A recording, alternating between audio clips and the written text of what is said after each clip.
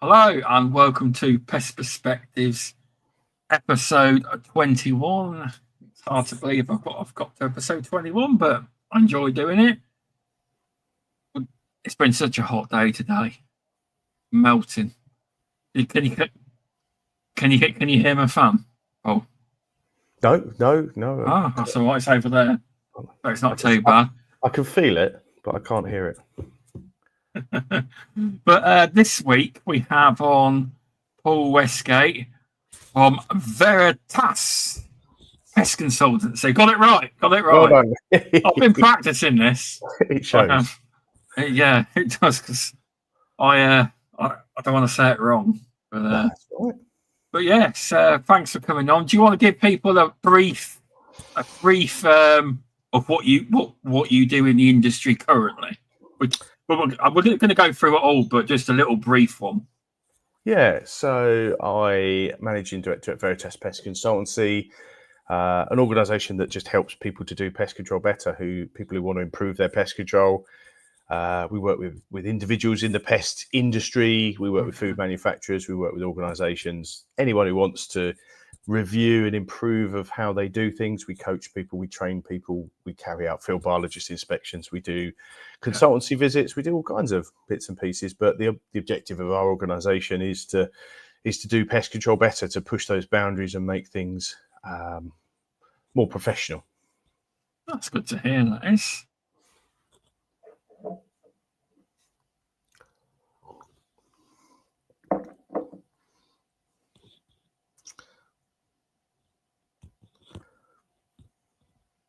Has Shaun left me? Or have I left Shaun? Sorry, everyone. I was talking, you were talking, and then you know how it went blank and went reload. So I don't actually know what happened there. My internet's fine. Yeah, sorry about that. But no, yeah, it's me. I think I'm a jinx you. when it comes. I'm a jinx when it comes to podcasts. I think as soon as I go on the podcast, I break it. You're bringing that Beauties and Beasties back when you're in Germany. But that's good. That's a good description. So if we roll back when you first got into pest management, how did you get into pest management? Well, so I did applied biology at university back in the 90s with a steer towards working in the crop protection industry. Okay. I started working for a company called AstraZeneca, as it was, doing trials on new pesticides. And it wasn't the dream that I thought it was going to be. I was a young man and I decided to go traveling around the world for a year, which I did. And I came back, landed back in Brighton, down where I live, and I needed some money. And I saw an advert in the local paper for a pest control technician. And it said about putting pesticides down and all that kind of stuff. And I thought, you know what? I've got my PA1, I've got my PA6. I know a bit about this kind of stuff. I've always been interested in insects. They've always been my passion in life. And I thought, let's give this a go. So I worked for a company called Pest for probably about a year. And suddenly realised I really enjoyed this sector. It was something I knew nothing about. And I spoke to Dave Clements, who was the owner at the time. I said, Dave, I want to become a field biologist. And he rightly told me that I needed more experience, and I was young, and of course I knew better. And I applied for a job at Rentokil at the time, who were looking for a biologist in my local area in Sussex.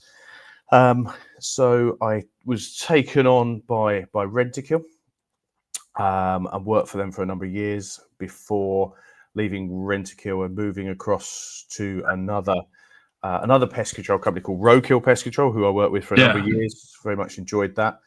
Did various roles: field biologist, customer support, business development. I then got a bit disillusioned with the industry, and before I left Rentokil, got disillusioned. I went out and I did some voluntary work in the Amazon rainforest, looking at frogs. Not them dead. Did you see any of them deadly ones? They reckon they can kiss you and you're dead or something. Yes. Oh, wow. That's what we're out catching: poison dart frogs, and brave man, and all those kind of stuff. Did you have to wear like seriously protective gear in case? No, you didn't. No, wow. Like we did take some sensible precautions. Yeah, but it was going out in the middle of the night in the rainforest, catching frogs and giving them to the scientists who were sort of cataloguing what frogs there were. Okay. I travelled around a bit, and then I got my job with Roadkill. Worked for them for a number of years before going back to Rentokil to manage the Tesco's account for a little bit. Back to Roadkill to manage Sainsbury's. And then, as these things do, Sainsbury's got re-tendered out to Ecolab, I think. And I was due to go with the contract to work for Ecolab, and decided that wasn't for me, and set up a small pest control company, very, very aptly named Westgate Pest Control. I don't know where the name came from. Yeah. But I ran effectively Veritas Pest Consultancy and Westgate Pest Control were kind of merged together. I ran it with one of my best mates, Matt Hornsby, excellent pest controller. And in about 2019, I think it was just before COVID, we were sitting down having a beer together, and he just said, look, I think we should cash in our chips, sell the business. And he wanted to buy a house, get married, have another child, do all those kind of things. And it felt right. We sat down, we were just two blokes that enjoy pest control. And we created a relatively large business. I think there were 9 of us by the time we sold. So we sold our business to Roadkill because we liked them, trusted them. And that's really where Veritas was born from. So I kept Veritas going, which I've done since 2019.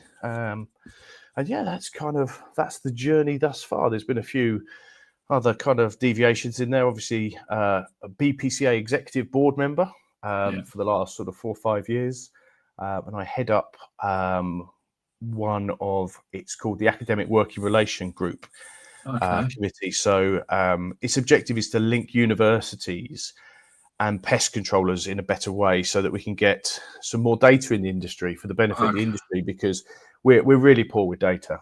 I was involved with trying to collect some data on glue boards when the whole glue board thing came about, and finding data on glue boards was challenging, and it really hampered our ability to defend our toolbox. So we got some interesting collaborations with universities. So we're putting questions to university students to try and get them to answer some of the questions we have in pest control, with the ultimate aim to do something with behavioural resistance in rodents and things like that. So yeah, it's quite exciting. Do lots of things in the UK, overseas. Get involved in some interesting stuff. I have a very unique perspective on things because I work for very small companies and I work for the biggest companies. I work for pest controllers. I work for food manufacturers directly.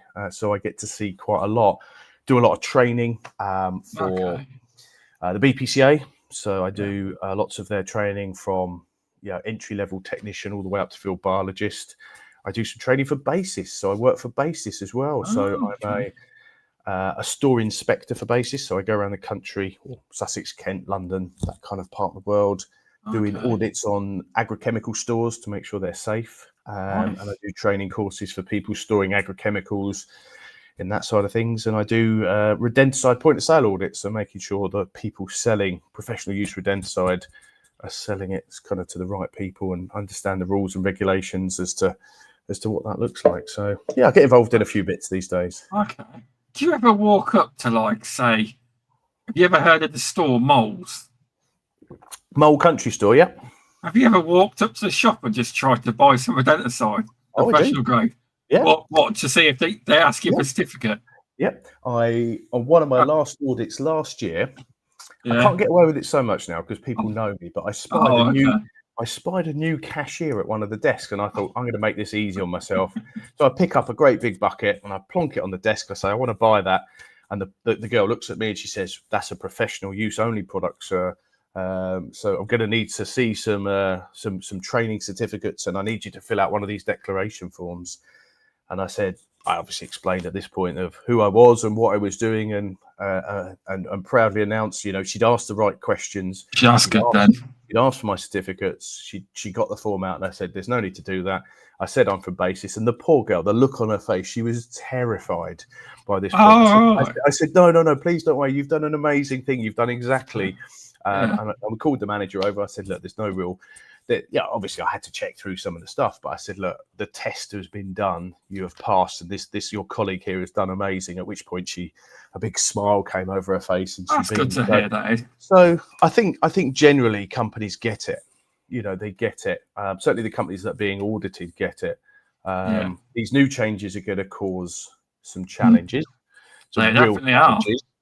And yeah, we'll have to wait and see how it goes, because there was a big fight when these changes first came in with the stores. So a lot of these people are selling to farmers. They're selling to people who, might want to buy a few buckets because they've got some stables or something like that. Yeah.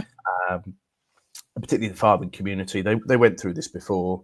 They went through this whole kind of, why have I got to do this, and all the rest of it. And to go through it again for them might be quite challenging. And the fact that they can't buy off the back of their red tractor assurance anymore from next year will be huge. I don't think people realise that the work needs to be done now to get your points added on, your crew points added on. Even as a trainer, I'm learning more about, actually, you've got to take each 3 of the modules to get your 3 crew points. It's not a case of, run a 3-hour course on environmental risk assessments and you've got your points. You need to do the environmental risk assessment, you need to do the borough baiting, and you need to do the introduction one as well. So it's going to be really, really challenging, Yeah, mate. If I cut off again, I'll come back on. I'm not sure what's going on, but I will just come back in, just carry on talking. Yes, yeah. I'm not sure. I don't know. You said you were a jinx. Maybe something's happened. I don't know. I don't know. I don't know. But yeah, I mean, from what I understand, as of next year, you have to say you're buying off, I don't know, Lodi or Killgerm, whoever you're with, CPD body basis, etc. Mm-hmm. Once you've done your points, you'll be able to download a certificate and send it to them. That's what I've been told you do. Yeah, it is. And again, on your CPD card for next year, I'm with the understanding there'll be a little logo on there, because obviously you'll earn your CPD points up till the end of this year, and then you'll get a card for next year, and that card will have a little crew logo on it to confirm you've done the crew points as well. Yeah, because I'll be honest, it doesn't. The rest of the other points, sadly, to buy bait, it's only the 3 crew points that actually matter. If you do 20 points and they're not crew, you have to put in a certificate, cannot buy rodenticide. They do. Yeah. So it's going to be challenging. We need to do something, because clearly we're not achieving the objectives that we want to do. I think as an industry, we are getting better, 100% better than how I saw things when I've been in the industry for 20, 25 years. And you've probably seen some sites, I can guarantee it. And how we were trained to open the boxes, top them up with bait, move on to the next one. As an industry, we were told the more bait boxes you sell to a customer, the more money you'll earn. And that was us as an industry putting those things out there. So we are not wholly responsible for rodenticide in the environment, but I still see quite a lot of bad practice. We are better, 100%. We're getting better, but are we where we need to be? Definitely not. And I would say, I mean, with all this, I would still say, it's only my opinion, just to put it out there, that the amateur use products are also adding to the problem as well. You won't stop it, but that is a contributing factor as well. Undoubtedly. But, there's a difference between amateur and professional. And if the professionals aren't getting it right, then how can we expect the amateurs to?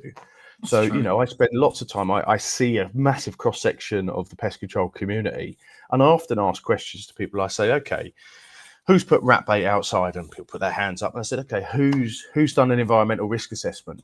And people kind of look at me a bit like, hang on, I'm not sure. Have I done an environmental risk assessment? Have I documented that? And that's something that's a requirement. It's a requirement that you do an ERA. If you put bait outside, you should assess the risk and manage those. And I would say a large portion of us as professional pest controllers, and I'm a professional pest controller like everyone else, we're not doing them. As part of our kind of safe use of rodenticides, we should consider the resistant status of the rats and mice that we are there to treat.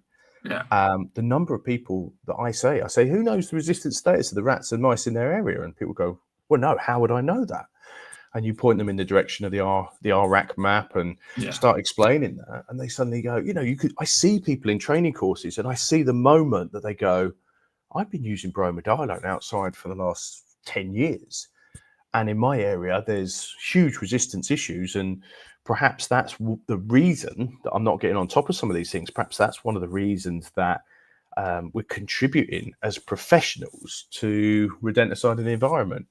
we're definitely better. There's no question that we're better. But my question is, if the people that are being paid money are not doing the right things, then how can we expect people who are amateurs to use the product responsibly?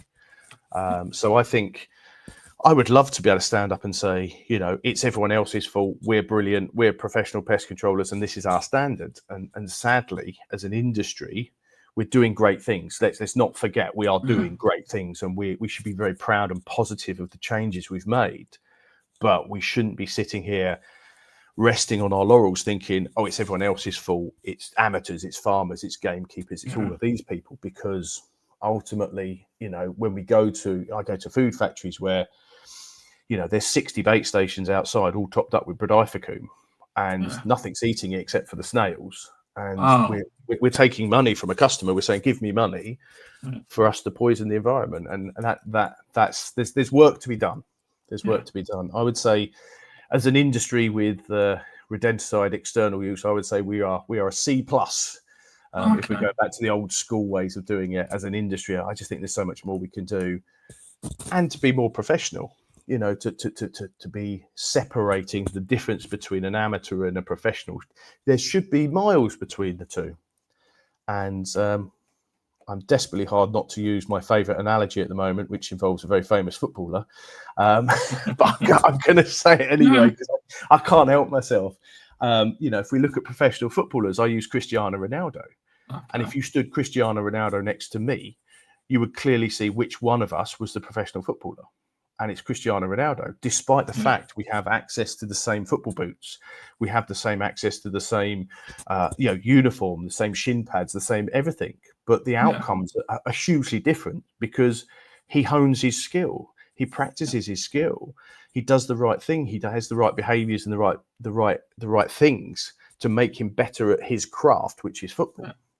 And I just think, as professional pest controllers, I think there's some more we can do to separate ourselves from amateurs. And unfortunately, too often, I walk into accounts, I walk into places where, we see things like, we saw a mouse, I chucked 10 bait stations down, or I put a trap down, and it's trying to get us to a point to elevate ourselves to above, so there's clear gap between us and an amateur.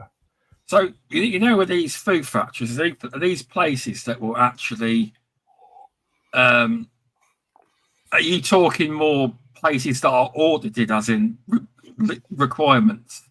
Yeah, I mean, I spend a lot of time. My natural habitat is a big food factory. That's where I spend a lot of my time. So if you were to suggest a normal pest control, obviously, patch this hole, get it fixed, they would do it. That's pretty basic, that is. Yeah, it's. And they would pay for that, because you obviously know there is businesses out there that will not pay for that to be done.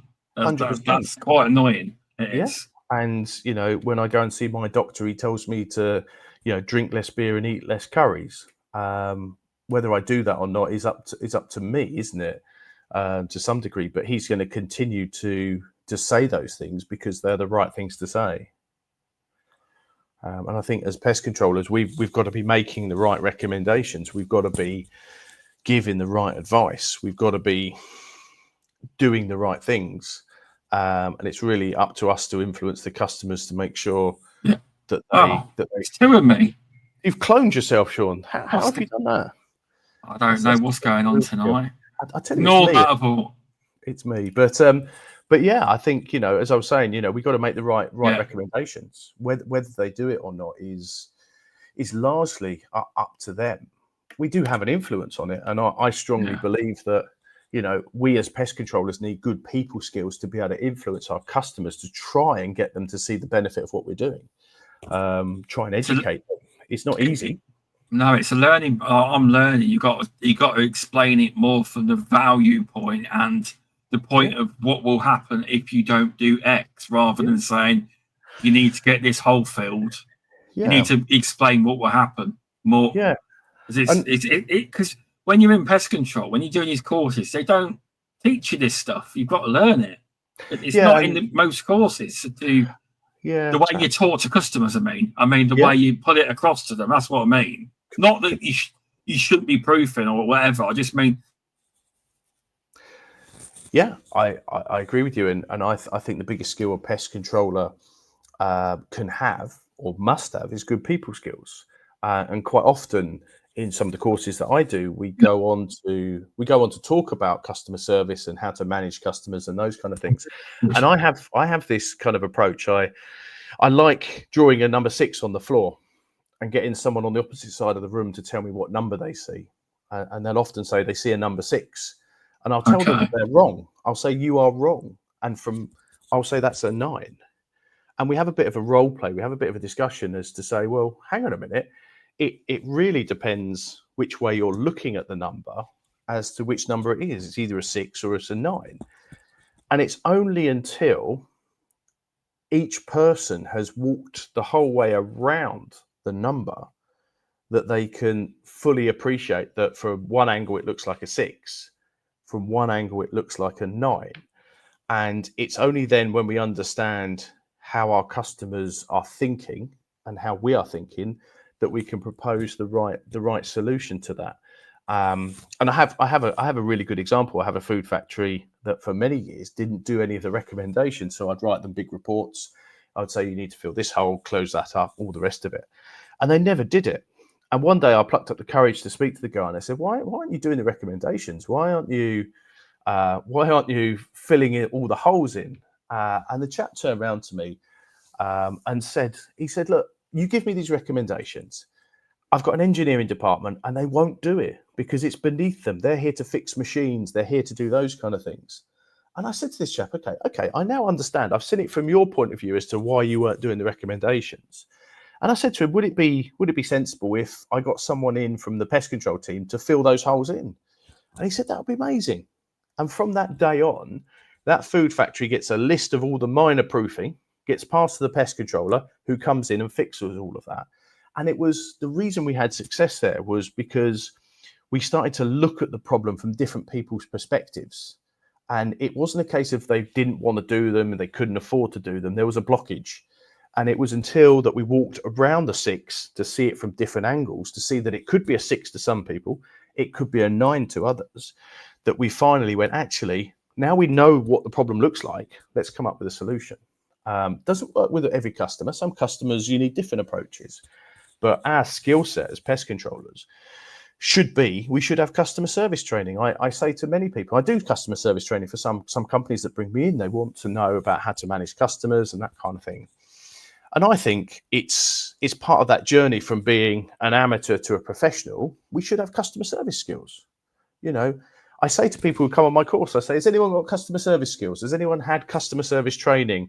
And a few people put their hands up and they say, yeah, I worked in a bank, I worked in a shop, I worked in a cafe. And the first thing they taught us was customer service skills. Have you had any since you've been a pest controller? No. And again, that's part of for me personally, we're at a C+ level.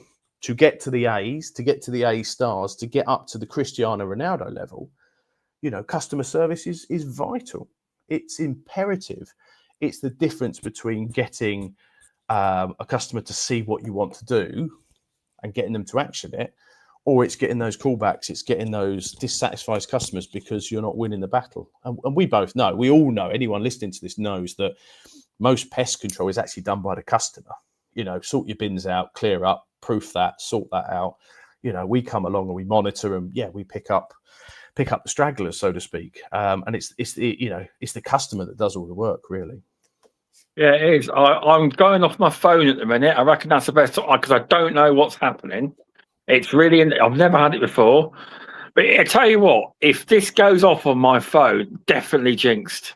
I tell you, it's me. I'm when it comes to technology, I'm cursed. If anyone can hear echoing in chat, let me know because I've never done it off my phone before. But I thought I'd try that. But you got some great points there. I heard the majority of it, but that's a good way. You are right. There's obviously blocks sometimes, and it could be you could say, "Do you want me to do it?" And then you are right.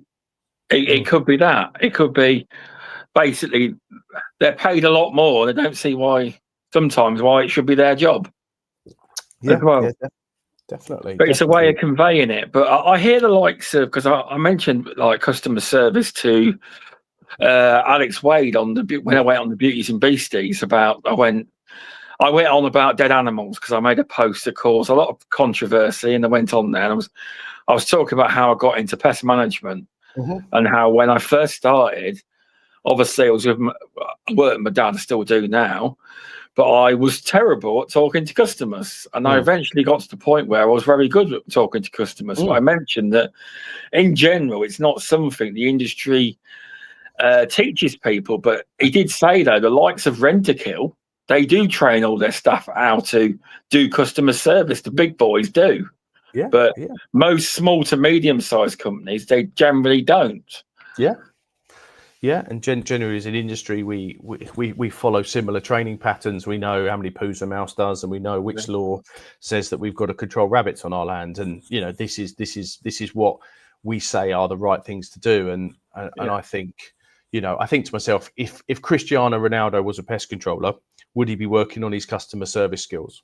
You bet your bottom dollar he would. He'd be practicing those. He'd be working those, because he would look at things and say, ultimately, I want to get the things that I need to, which is to get pests, to get premises pest free, and in order to do that, I need to influence customers. Yeah, you do. It's a learning skill. I'm getting there. It's not always easy. Sometimes we've just filled the hole for nothing because they wouldn't do it. I just did it myself. I'm sorry. Not going to charge you because it won't get done. Basically, sometimes you have to do that. Yeah, definitely. And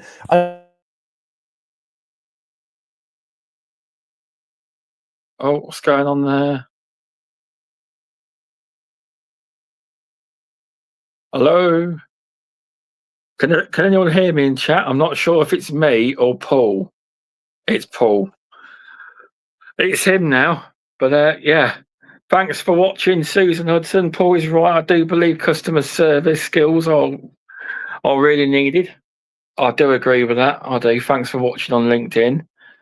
It's something that we're not. I'm learning that skill. I am. It's not easy. Where are we? Oh, there we go. Now it's you. I told you it's my curse. I'm afraid. I forgot what I was saying. We were talking about. I just mentioned sometimes I fill the odd hole for free because it won't get done. That's right, and I think the point I was going to come back, and I think that's really good. And it was to pick up on a point you made a few moments ago, which was about I'm still learning, and the first part of becoming good at what you do is knowing and recognizing you know nothing. I start every training course I do by saying I know that much about pest control, because I feel I know nothing. I know absolutely nothing about pest control. I've got this tiny little bit of information, and I learn things every single day.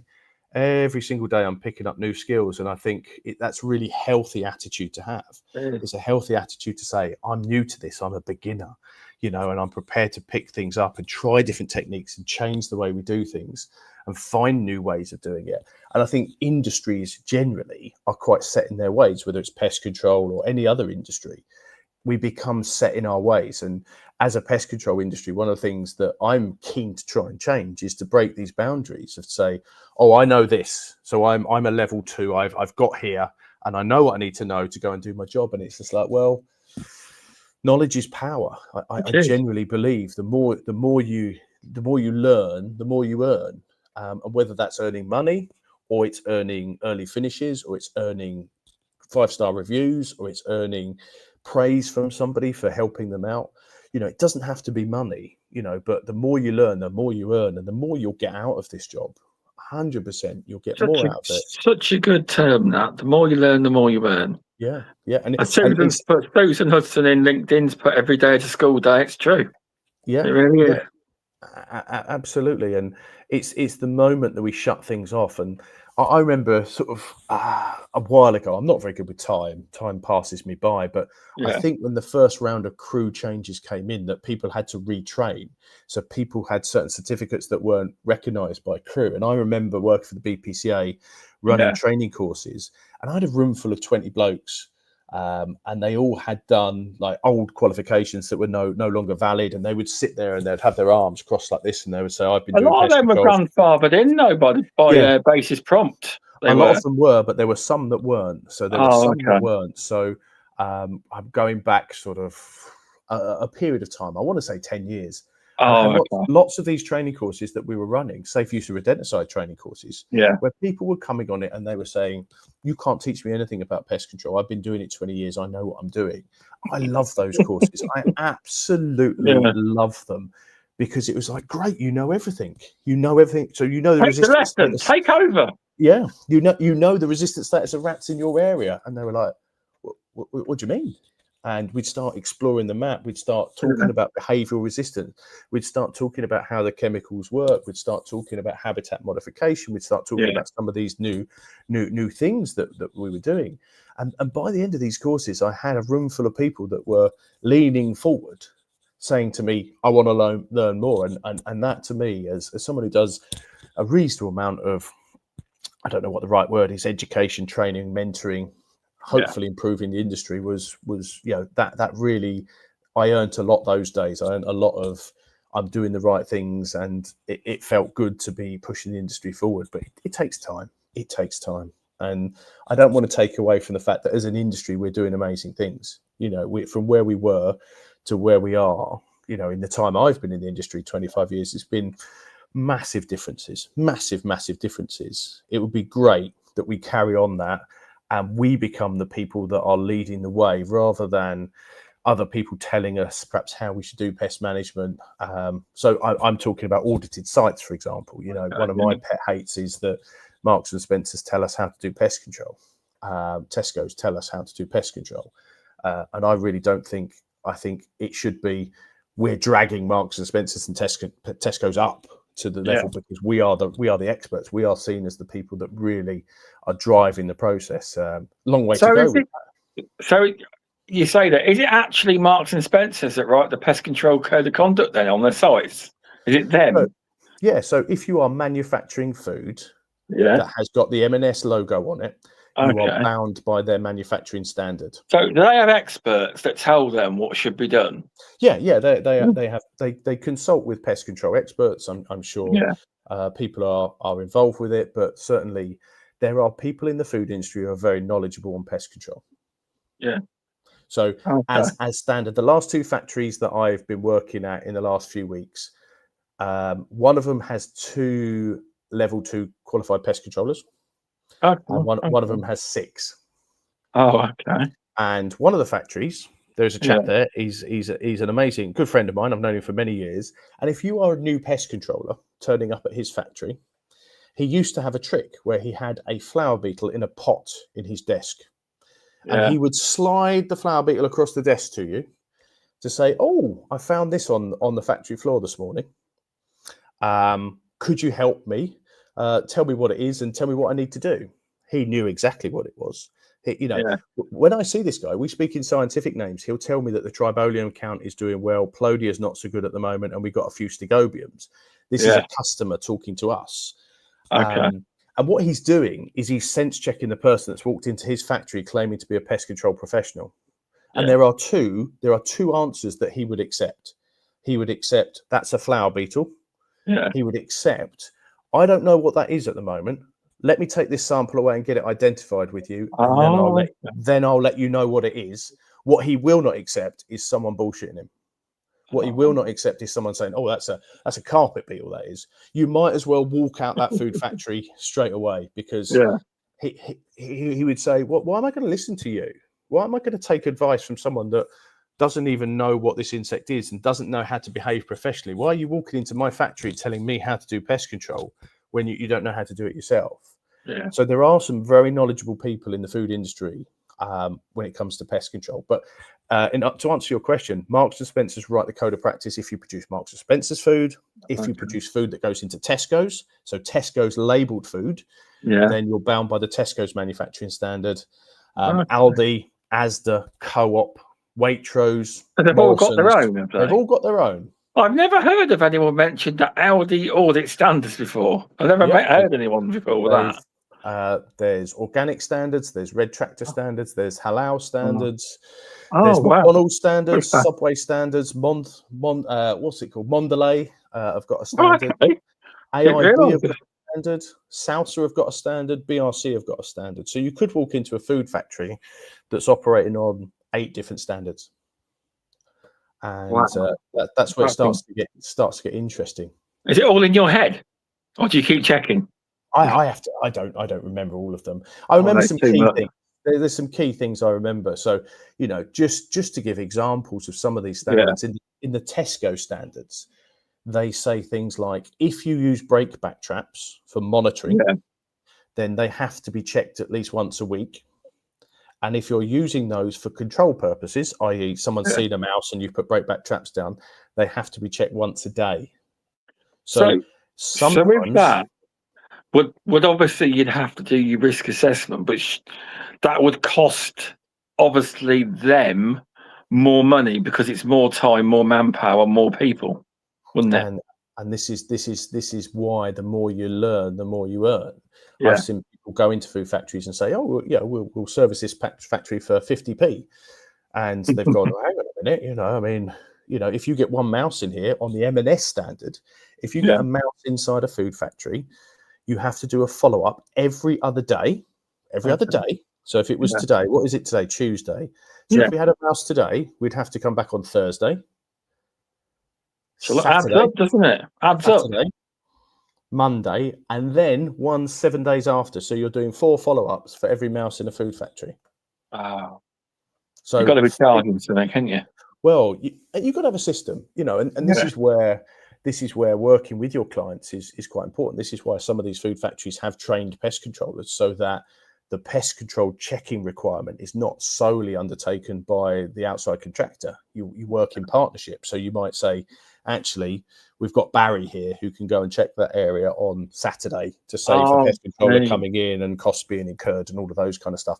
And then you've got that joined up approach of people working together. So it's really important that standards are understood. Really important. Probably the biggest piece of advice I can give to anyone who walks into a food factory is to understand the standards that people are working towards. Because as a sector, we don't. As a sector, I see it every single week of my existence as a pest controller. I will see a company that's going, "Yeah, we'll do your pest control," and it's going, "Well, we work to BRC standard," and they go, "Oh, don't know what that is." I've literally just made an appointment to go and help someone up in Windsor. Yeah, I think it is around Surrey area, and they've just failed their Salsa audit. Salsa is a very basic level food safety auditing scheme. Okay. It's a very good one, but it's very basic level. It's designed to help people into that sector. Okay. And they didn't have any trending. They didn't have maps that were signed off. They didn't have the safety data sheet. It's all in the standard. There's only 9 points to the standard, I think, and they failed on 2 or 3 points of it. So that client's asked me to go in and try and rectify the situation for them, help them out, move it forward. Yeah, because I've read the BRC standards, and I don't 100% get it. I don't. Yeah, I've got no BRC sites. I haven't. Yeah, but I've read them. I don't. Yeah, they're generally, if you take the time out to read them, a lot of it makes sense. Some of it's utter tosh, but a lot of it does make sense, and it's just taking the time. I might have read the wrong bit, but the pest control bit was tiny. I read on that. I may have read it wrong. There may have been more. There's about 14 points on the BRC one, I think. Something like 14, 15 different points. So it's not huge, but some of it is really important. And if you know what the standard is, I think, I don't know this off by heart, but the BRC standard, I think, has something in it that says something along the lines of, if you have a canopy where birds may perch and cause contamination issues, you should get those proofed. Okay. So instantly, when you walk onto a site and you look up and you say, you've got a canopy here, and under the BRC standard, it says you really should have that proof. Would you like me to help you with that? Is a very positive statement to be made, because you are helping the customer to be compliant and offering a solution. So you're saying that's wrong, that's why it's wrong, and hey, here's a solution. And if that ends up with money in a pest controller's pocket, then I think that's a good thing.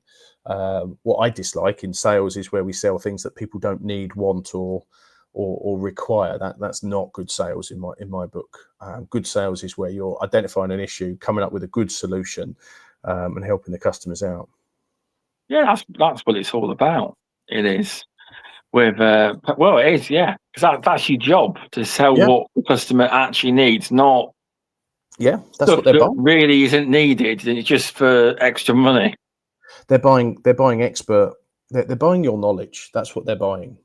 Anyone can put baits down. Anyone can buy traps. And I hear it quite a lot about amateur use products, and I have my own view on amateur use products, that they should always be available for amateurs, because it's for the good of humanity, generally speaking, that amateurs have access to things. And I always think of a story. I always recall a story where I had a lady phone me up in tears because she had rat droppings in her house. Okay. And she'd phoned the local council up. This is when I ran my pest control business, and the council were going to charge her £90 to come and get rid of the rat. And I thought to myself, if I was you, I would go with the council, because I'm going to charge you a lot more money. And it turned out to be in my local town where I live, and her property turned out to be above one of the restaurants in the local town where I work. Oh, right. And then I started to think to myself, do you know what? And you could hear in this young lady's voice, you could hear, I may have been being mugged off, I don't know, but I could hear in her voice, I thought I could hear in her voice someone who was desperate, and someone who was, these rats are pooing in my baby's bed, I want rid of them. She was not someone that could go down the shop and buy some traps, and she genuinely couldn't afford the £90 to go and put the rat poison, to get the person in. And we ended up, one of my colleagues at the time ended up going around and seeing her and sorting that out, because he was in the restaurant anyway, so going upstairs wasn't too much of a challenge. And so I think amateurs do cause damage. They do cause environmental pollution. Some of them do use it badly, but I think the vast majority of people are using it correctly. And if the amateurs weren't helping control pests in our local community, then I think we'd have a lot more work to do. We would. We're a lot busier. But I wish they'd read the be honest, I don't think amateurs generally read the label. I will challenge any professional pest controllers right now to make a statement of when was the last time we read a label. Yeah. Because I myself, I've been caught out with this kind of stuff before. I remember a few years ago we did some burrow baiting, and someone said, "No, I just mean basic things like you've been given bait and it says pull it in a box and it's chucked around the garden loose." Oh, absolutely. But that's what I mean in regards to that, because I have seen it and I've said, "You must pick that up." I picked it up and put it in a bag. I was like, "This needs to go away." Yeah, that's not how you do it. I absolutely agree with you. There's some absolute. You can't legislate for all people. Yeah, but not all people are like that. Obviously, I'm not saying that. And I sometimes challenge people, and I have a phrase. I like to positively poke people. I like to get people thinking. I like to challenge people's mindsets, because I often say on training courses, I say, okay, let's ban amateur use rodenticide. So what else? What else is dangerous? What about the plumbers? What about the plumbers? Are they going to turn around and say, actually, amateurs shouldn't be able to play around with the plumbing because they could flood someone's house, they could cause damage? Yeah. Then the electricians are going to put their hands up and say, right now, I can buy everything I need to rewire a house. Yeah, I could go down B&Q, I could buy all the bits and pieces, the screwdrivers and whatever. I could set fire to someone's house like that. Can I go to the Halfords and buy stuff to change the brake discs in a car? Yeah. I don't know how to do that. I could do that on my car and kill someone because I've done that. So it's kind of then looking at what else is going to be, if you're stopping that in our sector, are you then stopping something else? I also say to people, how many of us paint our own homes? How many of us do our own decorating? Well, we do at my house, but I have to be very careful here because my wife is amazing at decorating. My missus does decorating. I'm terrible at it. I'm glad you said that because I get a lot of stick for that. And if I'm terrible, honestly. I am. Why are you talking about decorating? You don't even know what decorating is. But how many of us pay money to get a decorator in? Not many. Not many of us. Why don't we do that? That's the question, and it's not directed in any way. Yeah. But why don't we do that? Why don't we do that? Paint's dangerous. paint's harmful. Yeah. You know, Don't think about it that way, do you? Why are we not spending our money? And for me, it would be because I can't afford it. Yeah. And then we're starting to put people into a position. If we ban amateur use of rodenticide, this is just my opinion, but if we ban amateur use of rodenticide, we then push people into doing other things, and they may be things that are, you know, against animal welfare, which is something I'm very pro. Making sure I'm very respectful for the animals we control. Yeah. I've got a lot of respect for rats, pigeons. It's always be careful what you wish for as well, isn't it? Yeah, it is, because obviously with the there's been a lot of people don't realise, like, you know, when the glue board legislation came in, I had to correct a few people and say, actually, the BPCA were a very vocal part of trying to stop a lot of what happened. And from what I understand, no expert in it, they basically ignored the pest control experts and steamrolled ahead. Is from what I gather. Yeah, but a lot of pest controllers that are not in trade bodies or don't look at the latest things presumed it was the trade bodies doing it instead, and it wasn't. It was the government. But to the BPCA's credit, I think the MPTA helped, but BPCA did have a massive. Well, they tried massively hard to try and keep it in a toolbox. Although it is in a toolbox, most companies aren't bothering anymore. Yeah, it's just not worth it. And it's a flawed piece of legislation, and I do have conversations with Natural England on this, and you know, it's one of those things that, as you rightly say, it was, you know, I was part of the team. We were all on the board, given different sort of areas to look at. And myself, along with Dr. Mike Ayres, we were looking at the scientific, the technical, the geeky stuff as to could we find anything in the literature that would give us evidence. And that was where really the birth of the academic working group came from. Because we really struggled. We could find loads of scientific evidence to say how bad glue boards were. We really struggled to find any, actually, these are really useful. So it was tried really hard, but unfortunately, the voice of people who want to support animal welfare, which the pest control industry also wants to support animal welfare, their voice was much louder. And this is why it's so imperative as an industry, whether you are NPTA, BPCA, whoever, it's so important that as an industry, we have a unified message that is, we need to work professionally. We need to be trusted with our tools. We need to lobby. We need to get into Parliament. We need to influence the right people, get into the rooms where the politicians talk to be able to influence stuff. And at the time at the BPCA, we employed a contractor, a lobbyist who was actually working. I used to call him the mole. He was working in Parliament. So he was somebody who could open doors and get into conversations with people.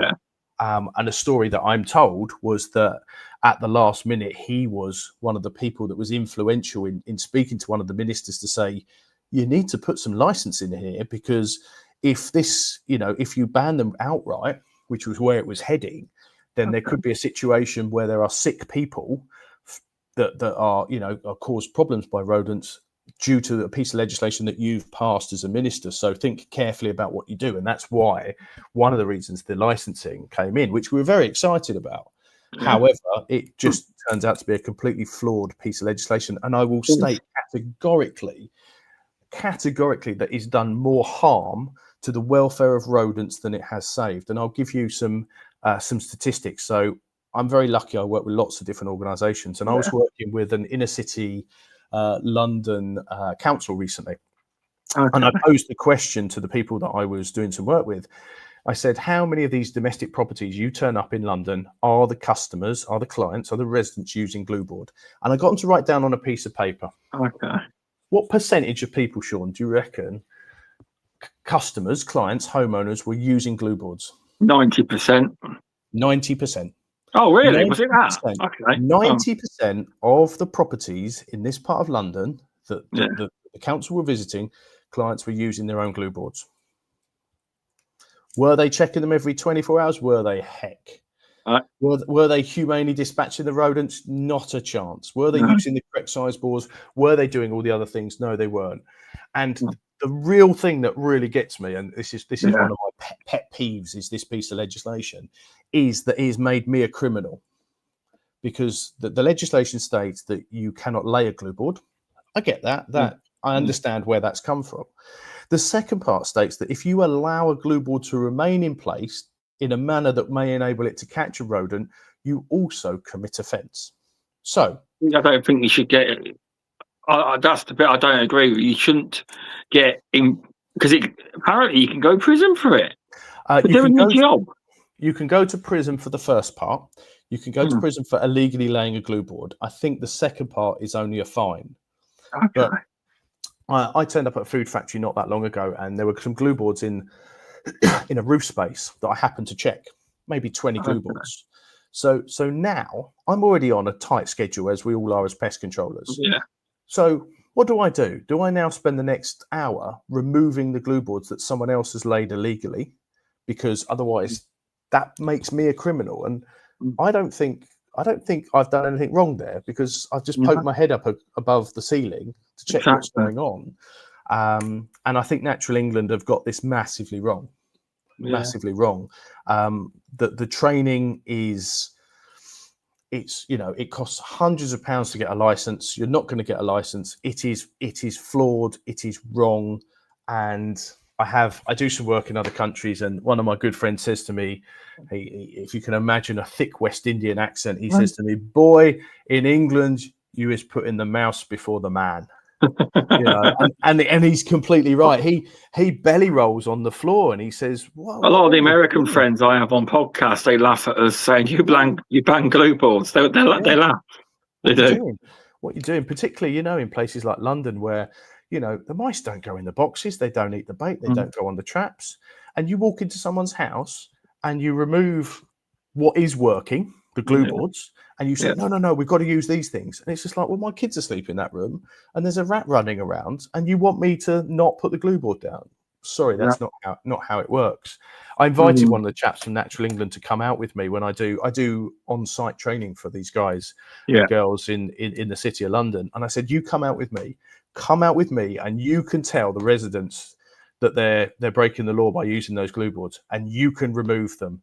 You can be the person that walks out of someone's house having not removed the glue boards because you've left a disabled lady with no option except for the rats crawling over her feet. You've left a mother and their kids because housing repairs are all shot through the pieces, and you've taken away the one thing that actually is making a difference because the rat might suffer. And please don't, I don't want anyone to ever think that I don't respect rats and mice and all the animals that we control. I completely do, but we're here to do a job, and sometimes our job is not particularly nice, and there has to be that point where you have to try other things, you have to go through the process. And I actually think that the PMA code of practice that we had, NPTA, CIEH and BPCA code of practice that we had was pretty good. The bit that was missing in my part was the enforcement of it. So all that needed to happen, in my opinion, was for Natural England or some enforcement body, whoever that may be, to come out and actually hold people who weren't using glue boards correctly to account, so that it reinforced that message. That was all that was needed, I think. Not a brand new piece of legislation that just created a mess. It created an absolute mess. I mean, in all honesty, I've never had to use one, but I would. You never like to use a tool in your toolkit in case that day comes, and that's what happens effectively. So, on your auditing sites, because obviously you probably do some places that would qualify. Are any of the companies using them or not? Is it just no? Not in the UK. No. Okay. It's just not there. And again, it is very divided. I did some work for a company where I went to see their team down in the West Country, and I did a training session, and we said glue boards. We introduced the new license, what was going on, and they kind of went, doesn't really affect me. I'm not bothered. I did the same training course in the city of London for the same company, and that section of the training lasted about 2 hours because it was a really important thing, because they were really, this is going to have a massive impact on what we do. So it is location specific. And I just think they're not nice. You can't argue that they are, but it's a tool that should be used responsibly by responsible people. And the only people not using glue boards now are the responsible people who were following the code of practice. Some people are still using them, and those people that are using them, they're not imposing any animal welfare standards. But who's been prosecuted? Who's been held to account? I don't think the police know what to do they? Well, and this is. I mean, I spoke at the Chartered Institute of Environment Health conference, and it was, the question was who's enforcing this, and the answer is the police. And all these EHOs were on this call, and they were like, "Well, hang on a minute. So if I find a glue board, I've got to phone the police." Yes. Now, don't get me wrong. If we live in a democratic society, and if they are the laws, they are the laws. And I myself don't use glue boards, not in the UK anyway, because it's against the law, and I respect the law. I abide by the law. But I do think at some point. I mean, I sometimes have crazy ideas, Shaun, and my crazy idea is that we pick a day. Let's call it, I don't know, August the 7th. And every pest controller places one glue board in their front room, just one. And on August the 7th, all of us, every single pest controller up and down the country, we all phone the police to report a crime, which is the illegal use of a glue board. I'll be honest. In all reality, and you know this, and most people do, if you rang the police, they'd probably laugh you off the phone. Exactly. We've got murders to be dealing with and all sorts. They'd laugh you off the phone. Absolutely. But wouldn't it be an amazing bit of PR to put out there to say, this is ridiculous. It's a ridiculous thing for the police to enforce this. It's an utter waste of everyone's time. Let's get back round the table and sort something out. And it's very easy to sort this kind of stuff out. Yeah. You have training courses for people. You give them an ID number. Look at Scotland. Look at what Scotland are doing with their traps. So now in Scotland, if you operate a breakback trap, a fen trap, a dock trap, a WCS trap, you have to have a special training course. I think it costs £70 reasonable. It's not bad. And you get given an ID number, and your ID number must be on your traps. Okay. So any trap that has any kind of animal welfare issues associated with it, you can trace it back to whose trap it was, and they can be held accountable for it. That's the answer, in my opinion, is that you have glue boards, you have barcodes, you have numbers, they're assigned to people. And if there's any animal welfare issues with that glue board, then that becomes a thing, that becomes an issue. And you actually allow the professionals to use them under strict controls rather than the ridiculous state that we're in right now. Exactly. Jason Bird was saying, I don't know if you know this, do we know how many licenses have actually been granted in the UK or not? Is there not a number? Yes, we did. Anna did a Freedom of Information request to Natural England on this not so long ago, and it was minimal. I don't have the numbers to hand, but I think it was certainly less than 10. Oh, okay. Wow. It was minimal, and that suggests. What does that suggest? It just people are scared to use them in general. Will not apply for the license. So and it's a and maybe Natural England is sitting there going, "Oh, this is successful. We've reduced glue board numbers down." That's an incredibly naive thing to think, if that's what they do think. Because people are just going around. I was in London the other day, walking up and down the high street. You pop into the shops, and there's glue boards for sale. There's tubes of glue for sale. You can buy it all. And what would you do? It's a big insect trap. It's a big insect trap on the floor. Exactly. And during the CIEH conference, it was an online one, and I said to people, if you could just bear with me a second or two, and I went online and I typed in insect trap, and I said, here we go. Here's an example. It was a lady called Susan. I know that because that's my wife's name. It wasn't my wife. I'd like to point out she wasn't using an insect trap. But it was Susan had bought an insect trap, and she left a comment. You can leave comments on Amazon. It said, "This was fantastic. It caught the mice within a couple of days." And it was just there you go.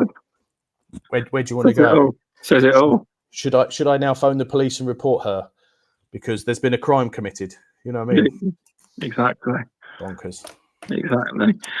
So where do you think the future of pest management's going to go towards? Do you think there's going to be a big drive towards digital remote monitoring? Do you think?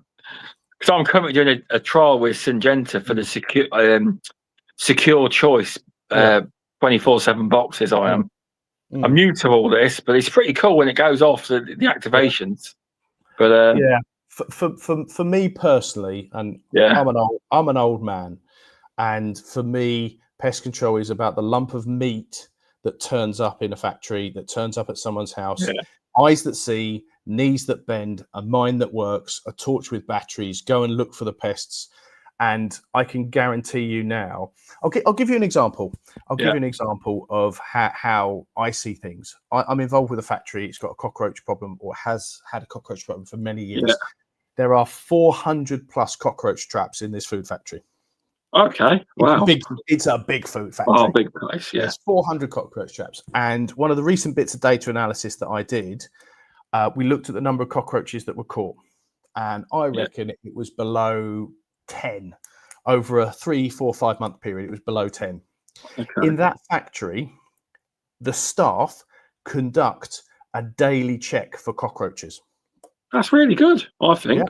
Well, it's come about because they've had to. It wasn't let's go checking for cockroaches. It was, they were kind of pushed towards that. And between them, during those searches, they found many, many hundreds, if not verging on thousands of cockroaches. Okay. So my point when it comes to little bits of plastic that sit down in certain places, telling us what's going on, I think we need to be very careful. I could go to many of my sites that I go to and I look at the routine visits and I say, nothing's been captured. There are no pests here. When I can see the smear mark going over the bait box, or the droppings in the corner, or the door that's got a hole in it. And people will argue that if we have remote monitoring, it will mean technicians have more time to carry out their inspections. I disagree with that, unfortunately. I think that's a nice world to live in. If we have remote monitoring, technicians will have more sites to visit, because that's how business works. You think, though, in addition with that, you could also implement, say, Reolink cameras with the boxes so you can see what's physically going on. Absolutely. I think that's going to become more of a part of it. I think there's some massive uses of technology.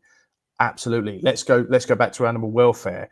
Let's put a pigeon trap down. Why aren't we putting cameras on pigeon traps to alert us as soon as a bird's in there, or a fen trap? That side of technology I completely agree with. But I've done it before with squirrel jobs, where the good nature ones, we've put a camera with it. We have. And I think there are some amazing uses of technology. And I suppose my view is, I was involved back in the early 2000s when I worked for Rentokil, because I was based in Sussex, where Rentokil's head office was at the time at Felcourt, and I was given things to play with. So I was given what was called Pest Connect, and basically this was a trap. The mouse went through it. The trap sent an email to say it had been activated. This was 20 years ago. So I was sent out to trial it, and we put different things in different places and all the rest. And it kind of, I don't think it went anywhere. I didn't hear much of it. It didn't become this massive thing in our industry. And I think there is a danger that we can over tech an industry that is all about service. It's all about the interactions you have with customers. He's vanished. He has. Thanks for watching, everyone. I'm sure I'll be back in a minute. They will, but we're just discussing the future of pest management. At the moment, I'm on my phone because my PC's been playing up. Hang on. There he is. Hang on. There we go. It's back again. We were doing so well. We had a great run. You haven't beat the amount of times that I've done it. Don't worry. So I think, as an industry, we are, it's the value of the person, and we can do so much more good by having good communications rather than a bit of kit. I think kit is useful. It shows professionalism. Some of it is amazing.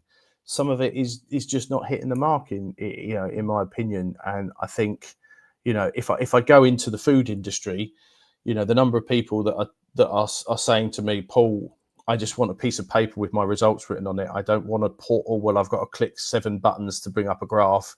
I want that information, but I want it in an easy, accessible format.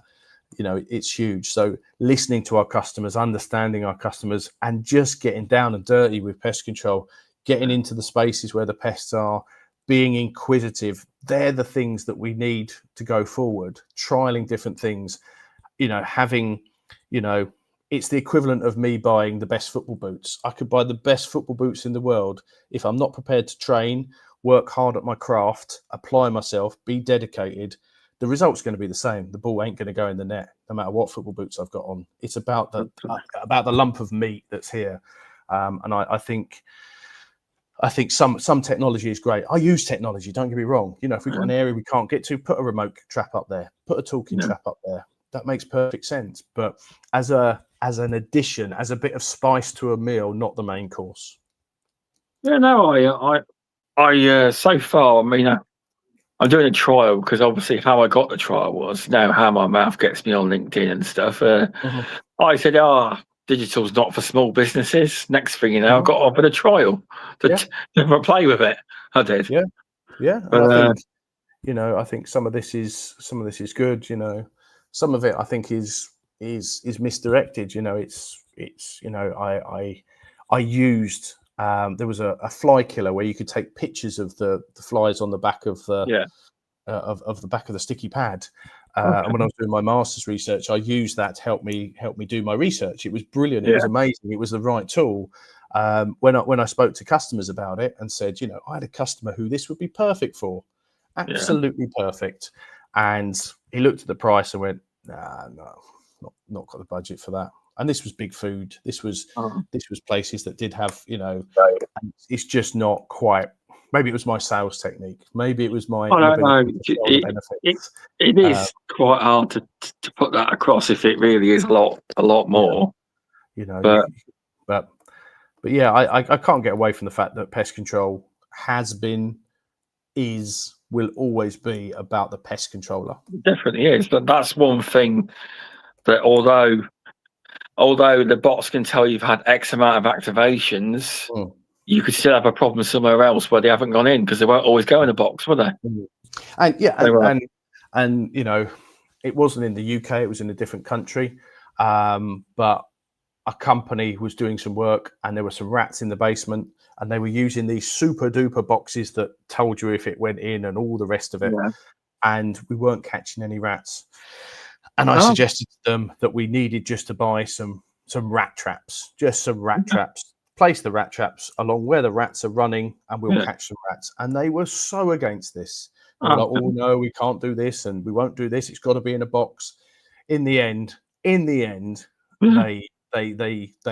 beat them down. And they put the rat traps in. And guess what started to happen? It was like a massacre. It was, rats were being caught. For months nothing was caught. Now rats were being caught on a regular basis.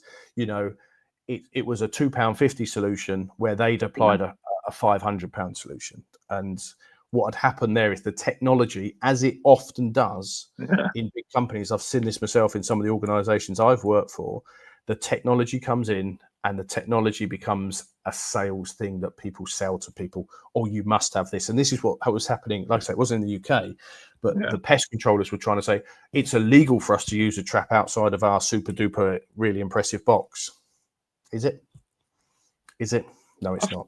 I suppose as long as as long as the area is secured and no one can get to the area, if it's sealed off and it's somewhere where no one can get to it, it's fine, isn't it? Is that correct? Absolutely. As long as it's safe. Yeah, there's lots of pieces of legislation that come into play, but anything you put in place should not harm other people or other creatures, and should not cause unnecessary suffering to the animal you're trying to capture.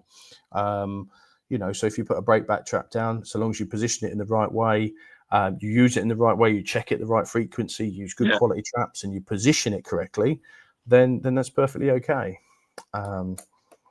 But technology got in the way. I think technology got in the way of this organisation of just saying, no, we sell the technology to you as a customer. That's what we do, and we have to be careful of that because in some instances it's the right thing to use. Okay, so what with regards to digital, I'm not on about actual monitoring now. I'm on about because we made the switch because we were paper treatment reports and everything. We were. And back last year, we went to Pest Tech, and because I said to my dad, I want to go digital. Yep. I wanted it for ages to go digital. Yep. So we had a look round all the stalls, and in the end, we decided to go with Powered Now. And I tell you now, we started rolling it out to clients in February last year. And I tell you what, my dad absolutely loves it now. He thinks it's so easy. Yeah, he can talk to the tablet. He can write what he's saying. He thinks it's great, and all of our customers like it too. Yeah, because he thought that everyone would hate it. But we've also said though, if you still want to print out the paperwork and have it in a book, you can, but we won't be doing it. You can, yeah. But I think it's. Do you when you audit sites, do you prefer people that you did? Have you found a lot more companies use digital now as opposed to pen and paper? Or and so when I had my pest control business, we had two systems. We had a digital system and we had a paper system, and there are pros and cons of both of those systems. Some customers absolutely loved the digital. Some customers love the paper, and I think it's important, as we've been talking about customer service. I think it's important to listen to what your customers want and help them to make the right decisions. In the food industry, I think it's slightly different. And I can tell you at least, I want to say 70% of the places that I walk into, they say to me, get rid of this digital nonsense. Really? That's interesting, that is. I thought they would be the places and be all up for it. No, the problem is in food manufacturing, auditor turns up, and I'll give you, let me recount one story. Auditor turns up. Remember, BRC audits are unannounced. So the auditor turns up, technical manager's on holiday, and anyone could be handed a pest control book. I could hand anyone a pest control book and they could work it out, couldn't they? They could flip through it and see what they need to see. So now the food company, the manager of this food company is now trying to show the auditor the online system. And it wasn't very easy to navigate the online system. When I've audited sites that have got online systems, I don't know all the online systems. So I say to the person, show me the fly catch analysis. I was in one food factory recently and I said, I want to see the fly catch analysis. And after half an hour, I lost my patience and went, this is just not working for me. You're the person who is supposed to be looking at the results. You're supposed to be looking at this and actioning things, and you're not doing that. It lacks some versatility, some of the systems. So audit standards say if you put additional baits down, you should create a map of where they are. Now, some systems I know will do that, but some systems can't do that. The one I've got does. Yeah, it's Powered Now. Although they're not as known in pest control, I'll take my hats off to them. If you've got anything you want putting on or additionals, or you're not just a number, they will take your feedback 100% and do it. They will. And I'm not anti online reporting. Yeah, I will say, in the food manufacturing sector at the moment, most of the people I'm interacting with give me a folder with a map. With reports that I can action rather than an email, and some challenges that are well, we've seen it ourselves with internet connectivity. It's not always the best. I would say one thing though. I mean, there is a way to say you're on the system. You don't have to be online. You can just literally download all them documents and put them in a folder on a computer. You can do that as well. You can. And like I say, I'm not anti it. But then again, you've got to have all logins as well, don't you? So say someone's off on holiday. I'm voicing the feedback that I get from the food. No, I love to hear the cons to it as well. That's what we need to know. there was a food company I was dealing with recently where she was printing off all the reports because she didn't trust the system. Okay. One company I know recently changed their pest control provider because their pest control provider said, we're not providing any paper systems anymore. So they cancelled the contract. Okay. Okay. One food company came back to me and said something along the line, which made a lot of sense, which is, you've sprayed this area. I mean, I hadn't sprayed it. He was saying, what happens if we sprayed this area? And you send the report to, who does the report go to? It goes to the technical manager. Well, the technical manager's on holiday for 2 weeks. So now we've got part of a food factory that's been sprayed. Maybe there's an audit. Maybe someone's come in that 2 week period while the report has gone off to the technical manager who's on holiday, because we don't know if he's on holiday. These big food factories, you might turn up, do a spray, you send the report off. You don't know who's got that report. And you get a challenge there.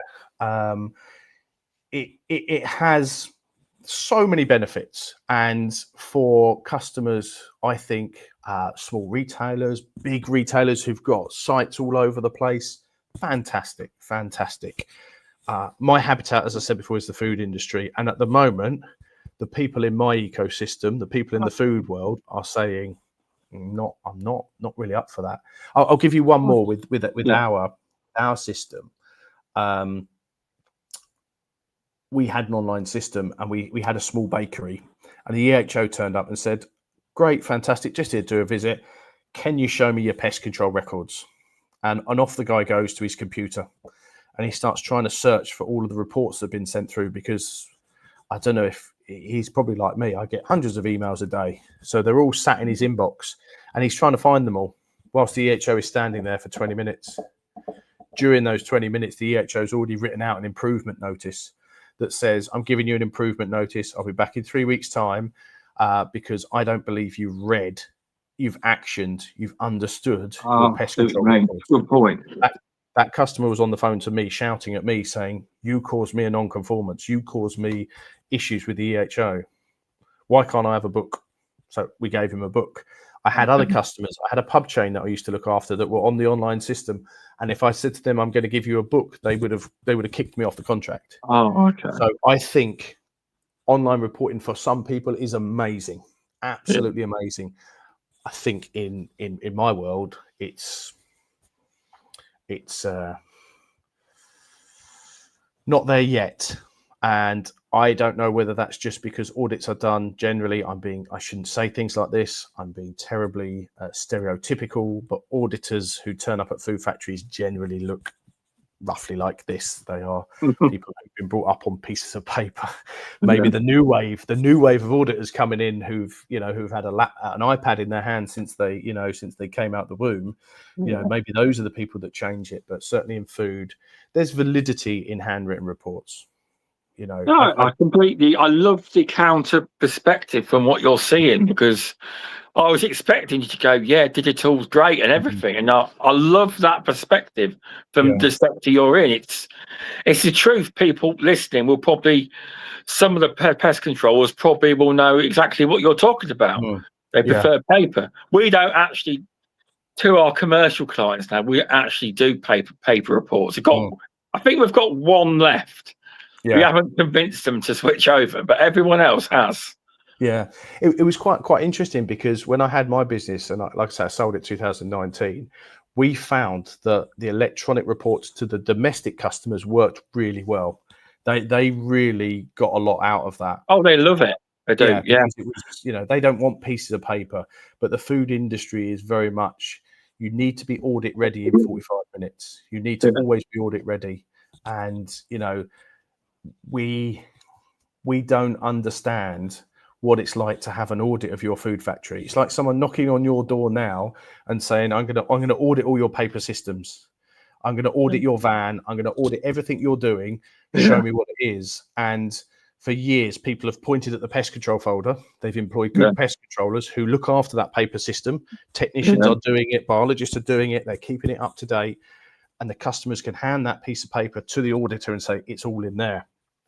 Rather than having to jump on their computer and do do some filing and remember, people in food factories, pest control is not their only thing. They've got HACCP plans, they've got metal detection, they've got allergens, they've got all these other things that they have to manage. The reason they bring us in is to make their life easy, and making an online system that requires them to do the finding of the information can be difficult. I could be wrong. It could just be. I appreciate your perspective on that, because I don't do any food factory sites, so I don't know. So it's good to have your perspective on it. It is, because people will there'll be people watching that go, yeah, I know exactly what he's talking about.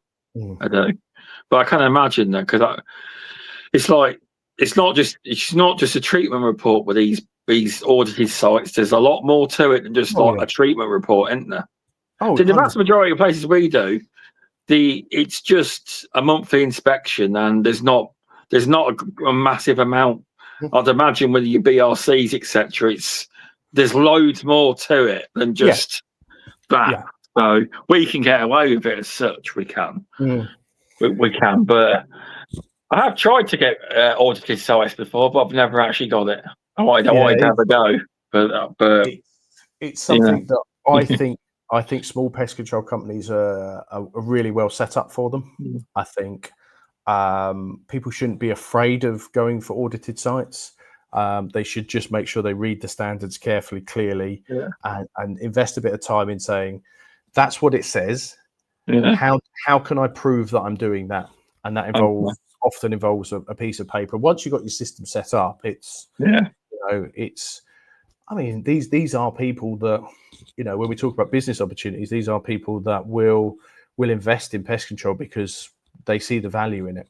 Yeah, they definitely see the value in it, because you lose production in a food factory, and shut down. That's it. Very costly business. I'm working with one at the moment that's lost over £2 million worth of money because of a pest issue. Wow. And I've not even been hacked. and there we go. There's I'm an old man, and give me a pen, give me a piece of paper, and I'm happy. When you look at people like M&S, I just saw on the news today, M&S are confident that their systems will be back up and running in the next 4 weeks. It was big, that though. Co-op as well. It wasn't just their online. It was like it stopped them ordering like Monster drinks and stuff. Because I kept going in the shop, and like I wasn't after an energy drink, but it was all empty. I was like, what's going on here? And I found out it was actually a system where they order as well to all their shops was hacked. Yeah, but some $1 billion pound business now. They spend millions, and then they can still get hacked. Yeah, and it's how secure are these pest control systems? I don't know enough about technology to be able to make a sensible comment, but as a lay person in the street, the argument was always, what if they lose the folder? And the argument now is, well, what if they get hacked? What if they? Well, it could be, that's a perspective. You're correct. Yeah, you are right there. Yeah, it's I think it's like anything, in pest control, there is not one size fits all, and a good pest controller will be able to look at all the different options that are on the table, whether it's online reporting, whether it's e-monitoring, whether it's a fly killer that sends you pictures, or it's a fly swat, and they'll be able to choose and recommend the right things for that customer. And it's important that we start looking through the eyes of the customer. And I remember something when I sold my business. The person I sold my business to said to me, "Cool, you've done really well to build up this number of customers in this period of time. How did you do it? What was your secret recipe?" And I said, the only thing we did is we started looking at things from a customer point of view. It was all customer focused. We weren't managing off spreadsheets. We weren't saying, "Oh, you've had your 8 routines, so you should be happy." We were looking at it from what do they want? What does the restaurant want? The restaurant wants, I don't know, no rats and the EHO to not cause them any problem. That's what they want. Yeah. So we were looking at it from a customer point of view, doing old-fashioned customer service, being polite, being positive, being inquisitive, looking at it from a customer point of view. And I think, in today's modern age. Those are the things that are going to set people apart, in my opinion. Our ability to give good customer service, be knowledgeable, be committed, train hard in what our knowledge and what skills we have. That's what's going to set people apart. There's some good advice there, because I was recently had Mark Porter on, and obviously I'm trying to get more commercial sites, etc. And he said when you go around with the customer, don't just say we'll give you X amount of boxes. Just ask them what their concerns are. Absolutely. And I'm going to try that about what they want, not what you want. Ask them what they want. It's always about what they want. But I've never done that before, so can't wait to do that. But you were right; it's the same thing. Think about the customer. So I will report back to you when I finally do it. I will on that. I will. Good. So I got another one. When did you come up with the idea of your amazing quiz books to get CPD? It's a fun way of doing your CPD, I think it is. Yeah. No, I find traditional training methods quite boring and quite dull. I was very lucky in 2014, I think it would have been 2015. The BPCA were looking for new trainers, and there was a lady called Mandy McCarthy who was the training manager at the time. Yeah. And so I threw my hat in the ring. I said, I've done a few pest awareness courses. I don't mind standing up in front of people. I'm quite happy to do that. And she came down to watch me do a session, and it was very PowerPoint. It was very kind of me talking at people. And she said, I love what you do. I love how you present. If you come and work for the BPCA, you've got to agree to train in a different way. And I was like, okay. And she said something to me that it was probably 2 years ago this happened for me. She said, what will happen is you will not use PowerPoint for your training courses. You will have a box of tricks that sits behind you, and you'll know which of the training methods to use to get the point across. And I thought, there's no way I'm ever going to go off PowerPoint. There's no way that's going to happen. And that's how we do things now. So instead of lecturing from a PowerPoint slide, if we're talking about legislation, we give people little cards with little sticky things on, and they work in groups to stick it on. And then as a trainer, I fill in the gaps of what they've got wrong. On some of the training courses that I do, they have little cards, little pictures, and they have to match things up. In some training courses I do, they do the work. So in groups, people present back, they work out something in their groups, and they present back the findings. In some training sessions, I have people walking around classrooms with bits of card in their hand and having to match themselves up into different pairs and this kind of stuff. In some sessions, we have different identification activities. Sometimes we go outside, sometimes we do different things. And it's just trying to always introduce learning by stealth. We are pest controllers, we learn by doing. And it was just trying to get something that engaged different people's brains in different ways.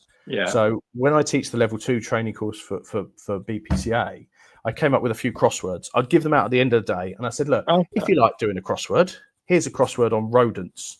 And it was just focusing them in on some of the things they needed to know. And then one day I thought, actually, I travel a lot for work. I'm always on a train, a plane, a car or something. And I started keeping a book, and I kept this book for about 18 months, full of all of my little crossword questions and things like that in it. And I have an excellent person who works with me, a gentleman called Paul Westgate, who's absolutely amazing at all my IT, does all my e-learning, that kind of stuff. He helped put it together. And then I have another fantastic person who works with me, a lady called Anna Mullins, who I'm sure you know. She came along and she did her magic marketing, brought it all together. And the only thing I dislike her for is she made us put the word volume 1 on the front of it. Which suggests there might be a volume 2. I've got to grow some hair back to lose it again doing that. But yes, there is one. I'm an entomologist, and insects are my thing. So the next one that I've got it's starting to be developed at the moment, is going to be very much geared towards insect identification and helping people to improve those skills, which is... I think the insect cards are great as well. Yeah, again, Paul Westgate was amazing support on that. He helped me through those. We've got another set that have just come out, which have got birds and mammals and poo on it. I'll have to have a look and get. I haven't got any in the car. I've just got the book at the minute. Yeah, but I'm doing a diploma. Well, I've got to start doing. I'm doing entomology, a diploma online. I am. Wow, fantastic! Yeah, 150 hours it's going to be. Well, there's no time limit on it though. But I want to try and get better at insect identification. Yeah, I can generally tell you what the normal ones are, but I'd love to go, yes, by looking at it, it's this. Exactly. I would love to do that. And you'd be more than welcome. We do practical insect identification courses. It's something that I'm really passionate about. And it was funny, I was with a company recently and one of the chaps said, "Oh, we found this insect. What is it?" It turned out to be a biscuit beetle. He did the right thing by getting it identified, but that process took a week. So it meant that his treatment was a week behind. Okay. And if he'd been able to go there with the skills of saying that is a biscuit beetle, we're a week ahead. And I think that's really important. Making sure we get these IDs correct is great. And there are some workarounds that we can use to do that. Understanding insects. I've studied insects all my life. I've got a master's degree in entomology. I know absolutely nothing about insects. But the key thing is to be keen, be fascinating, and accept. Is that a PhD? Not a PhD. The one below it. Yeah, below a PhD, just below a PhD. It's a master's degree. Paul Westgate. That's the next thing on the agenda. Hopefully, my wife will never listen to this because that's a big step going forward. It is. I would love to do it. I would love to do it. I mean, I don't have the time at the moment to do that, but it'd be a very good thing to do. But getting your ID skills up, just learning about insects and just giving customers confidence. When you turn up at their house and you can say, look, this is a flower beetle. So when we're looking for where the flower beetle is breeding, we're looking at these types of habitats as opposed to these types of habitats. It gives customers confidence. That's what they want. A lot of the time in pest control, a lot of people I find need reassuring. They want someone to go, it's okay. I understand this issue. I've dealt with it before.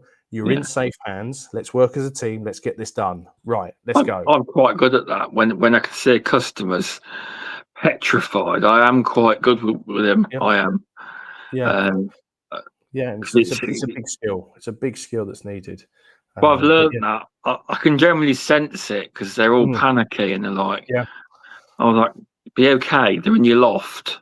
They're not in your house. But they are in your house, but they're in your loft. But I have learned how to.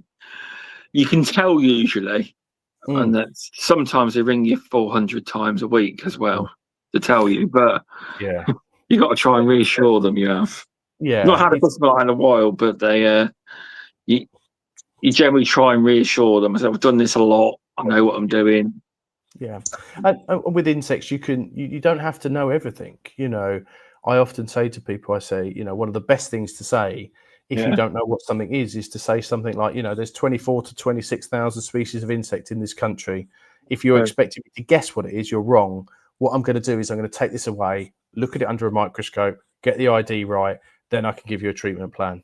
That's a brilliant answer. That's exactly the answer that a professional would give. At that point, you take your insect back into the van and start sobbing into the crook of your arm because you ain't got a clue what it is. But that's something you do in private, not in front of the customer.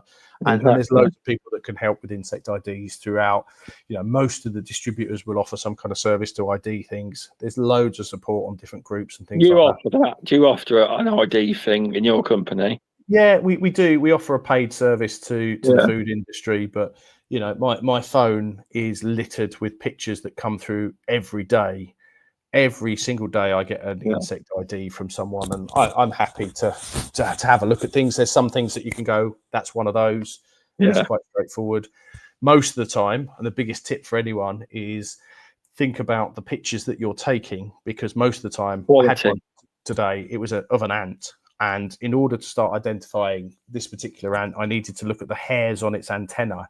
And I could just about tell it was an ant from the picture. So it's having good, high quality pictures, preferably samples, is the way to go. So one thing that gets me is not to slag the public off, but everyone loves bees, don't they? You know what I'm going to say, don't you? I've got a wasp nest. They're swarming, and it's a honeybee swarm on their house. Yeah. We because when someone says the word chimney, it's like they're honeybees. Mm. But yeah, they do. Everyone says, "I tell you, I blame Disney, Winnie the Pooh, because they make that bee bright yellow like a wasp, and that's what people think they are." That's it. Well, I've had to tell the end of people, send me a photograph, send me, because the stuff they're saying is not adding up. Send us a photograph. And I've messaged them back, that's a honeybee. That's a honeybee. But we got to the point where we would charge a call out fee. So particularly early on in the year, you're talking April, May, early part of June. People phone, I've got a wasp nest. It's like, no, you haven't. What you've got is bees, masonry bees, solitary bees, honeybees, hoverflies, something like that. No, they're definitely wasps. Okay, fine. Pay me the call out fee. It's a non-refundable call out fee. Yeah. It wasn't a huge amount, but it made the customer, it was almost like, I bet you they're not. And we've changed something recently where we say to the customer, if you tell us that it's a wasp nest and you've made the mistake, because we're quite happy for you to send it a photograph for free, but if we turn up and they are honeybees, you're still getting charged, and we're leaving without doing anything, because at the minute we're quite busy. We are absolutely, and it's a skill, it's a service, isn't it? It's we don't. If they want to send us a photograph, we don't charge them for that. Oh no, we don't. But I can't do that, and then you get there and they say something I've recently implemented, so it's because but it's a part of learning, though, isn't it? It is definitely, and that's what we're here for. Why would we? If someone opened the bonnet of a car and said to me, point to the carburetor, it's not my thing, I wouldn't have a clue. I'd be like, it's that one, I guess. I don't know. It's just not my thing. I would rather pay someone some money, come and do what needs to be done, because I value that service. And at the end of the day, insect identification is a valuable service, as well. Exactly, it is. Do you enjoy being part of the trade body, the BPCA on the board? Is it something you really enjoy? Yeah. Where's he gone?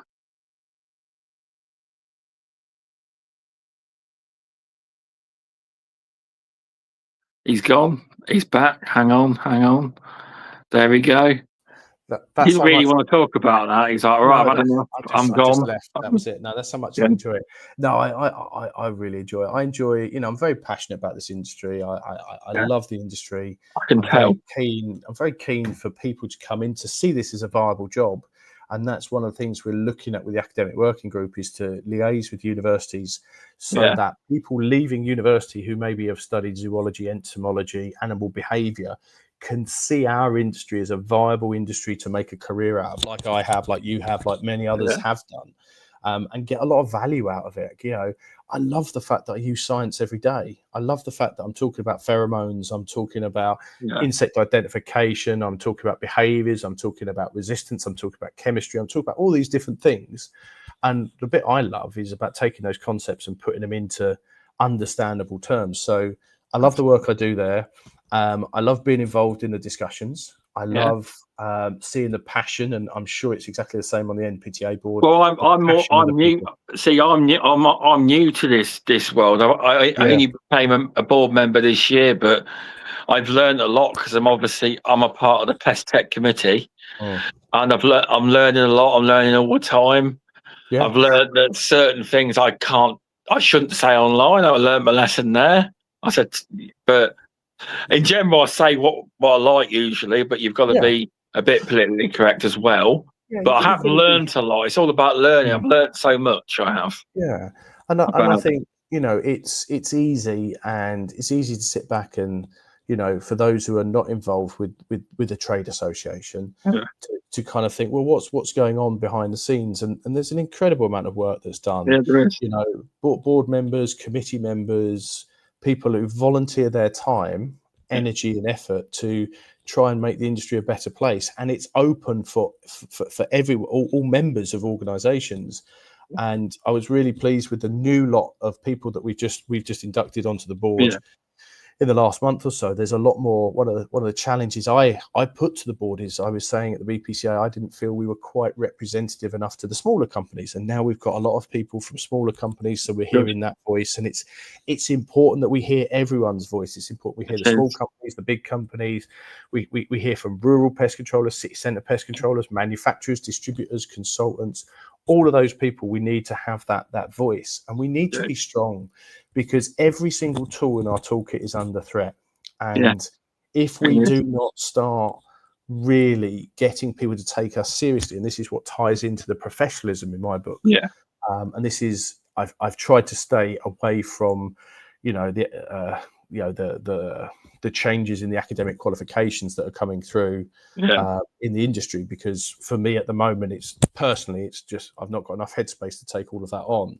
You are a seriously busy bloke. And I just think, upping our level to a level 3, level 4, whatever it may be, will help us to have our voice heard. At the moment, we are, our voice is not strong enough as an industry, and that. I was very pleased with, I don't know if you saw, the BPCA got a new chief executive, Rosina, who's got a very strong background in Parliament. She's got lots of connections. She's done lots of lobbying work in the past, and I think that will be really good for the sector, for everyone in the sector, whether it's about glue boards or insecticides or just getting the pest control voice heard. And I think I like the fact that I'm part of it. I like the fact that I'm having an influence. I like the fact that, I can air what I believe is right. And generally, I don't think there'd be many that would disagree with wanting to be more professional. I don't see how people would not want to do that. And I like the fact that I'm sitting there, I'm helping to make decisions, I'm influencing things in a positive way and trying to make the industry better. And, I've had a great time in the industry. I'm not planning on going anywhere soon, but, I've taken out of the industry a lot.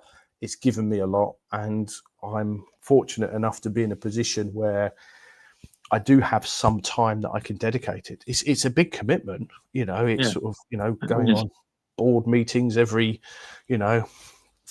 couple of months and traveling up to Derby and, online meetings and, helping out with this and helping out with that and engaging with that. It's, but I enjoy it. It's good. It's like me. I never thought when I seen it, I always wanted to be like some kind of on somebody within the industry. And when I went through it, I never thought for 1 minute that they would want someone like me, because I'm quite outspoken and I'm not corporate. I'm from small business. I never thought for 1 minute that I would get picked, but I did. But I told them in the interview that if I don't agree with you, I'm going to tell you how it is. I'll say it nicely, but and they say that's exactly what we want. Good. That is. Good. And that was the point I was going to make as well. There's nothing worse than people, I think people who don't have an opinion or don't have a different viewpoint. And I like the fact there's positive challenge. It's something I do a lot of. It's positive poking, I call it. And it was I used to work with a guy, a really good guy. His name was Colin, and Colin introduced a thing. He was from food manufacturing, and he said in a lot of their meetings they appointed one person to be the nightmare person, who would disagree with everything and try and derail every discussion. Because you suddenly had this kind of a group of people saying, I definitely think we should change our colours to blue. And this nightmare person would say, blue's the worst colour in the world. It's terrible. It definitely should be red. And he was just there just to spice things up and get people thinking and challenged. And that's really important when you're looking at strategy, when you're looking at direction of travel. I think that's so important. So important. And I think we are, if we look at our industry, I reckon the majority of pest controllers in our industry, or members of NPTA or BPCA, whoever you want to look at, the vast majority of those people I think come from small businesses, and we're talking less than 3-4 people within those, I think, and they're the people who are super important to engage with, to hear their voice, to make sure their voice is coming through, and to make sure that they are supported, because there are misconceptions, certainly with the BPCA, that it's only for the big boys, it's only this and that. And there's a lot of small companies. I know people that are in the BPCA that are very small, one-man bands. Yeah. So there's all sorts. There is. And I was, when I started my business, I was a member of both trade organisations, as Veritas is. Veritas is a member of BPCA and MPTA. I think that there is value in both organisations. I kind of used to think, we shouldn't have two organisations, but it's good to have people looking at things through different perspectives and challenging different ideas, and and going forward and giving people choice, so that it's not one organisation straight down the line. And so long as an industry, which it appears we have done with this qualification framework, that we on the bigger topics we come together and we say, right, okay, let's nail this, let's get this sorted, because this is vital for our industry. He's gone again. He's had enough of talking. No, I'm joking. He's not. He'll be back in a second. But thanks everyone for watching. And he's bored of talking about the board. I've run out of 50p's in the meter. I've just put... But no, you are right. It's all about that we're trying to collaborate. I mean, I'm not that high up in the board, so I don't know about all the conversations, but I know that we're trying to collaborate as an industry. I think it's the way forward. I do. Trying to be more collaborative, and just see him come back in just a minute. He'll be back. Hang on, add him. There we go. But yeah, I think we should try and be more collaborative. But I'm not high up. I'm just new to all this. I'm learning. I am, but I put my voice across, and the message gets delivered. But we asked all the members, all the MPTA members, and everyone about that qualification framework, and there's people working on it now. I'm not part of that discussion, but I was. I did put my viewpoint across, obviously, in all consultations. But it's going to be a thing that's not going to be overnight. It's going to take quite a while to do. It is. For sure. It's going to be a challenge. It is. It's the right direction to travel, I think. It is. It definitely is. So I've taken enough of your time. Thanks for coming on, Paul. It's been great. It has. Absolutely welcome. Thoroughly enjoyed having a chat. Yeah, it's been fun. So before I do that, who would you like to see on this podcast? And do not say Anna, because she's booked on. I know, she said the other day, oh goodness me, who do I want to see on? Because we moved hers back because of yours. She said we don't want to be too close together. So we moved her date back. I did. I can't remember what date it is, but it's in my calendar. Who do we want to see on there? There's so many people, isn't there, in the industry? It'd be, oh goodness me! Put me on the spot there. You put me on the spot. Well, you know, I'd ask you that. No, but no, you don't. You don't. You can get back to me on that. If you want, you can. Yeah, I think it'd be good. Good to hear some voices from sort of people who are running small companies. I think that's always nice to hear. It'd be good to have people from industries that we don't hear so much about. So maybe pest controllers that are involved in the museum industry, for example, or zoos, or the aviation industry. I'd love to find out more about what actually goes on in airports. How do you manage pests in airports? How does that work? Prisons would be a really interesting one. What are the challenges in those difficult situations to manage pests? It would be great to have, from my point of view, it'd be great to have some customers on. A lot of people have said that. What are people looking for?